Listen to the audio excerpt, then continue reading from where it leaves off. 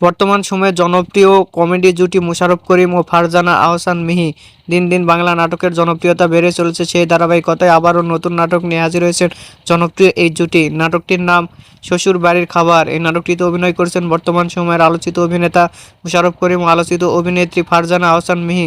এই নাটকটি রচনা করেন আলামিন স্বপন এবং পরিচালনা করেন তাইফুর জাহান আশিক। নাটকটি খুব শীঘ্রই গ্লোবাল এইচডি টেলিভিশনের ইউটিউব চ্যানেলে প্রকাশিত হবে। আপনারা দেখতে চাইলে অবশ্যই গ্লোবাল এইচডি টেলিভিশনের ইউটিউব চ্যানেলে চোখ রাখুন এবং নিয়মিত নতুন নতুন নাটকের আপডেট পেতে হলে অবশ্যই চ্যানেলটিকে সাবস্ক্রাইব করে রাখুন। পরবর্তী ভিডিওর জন্য অপেক্ষা করুন।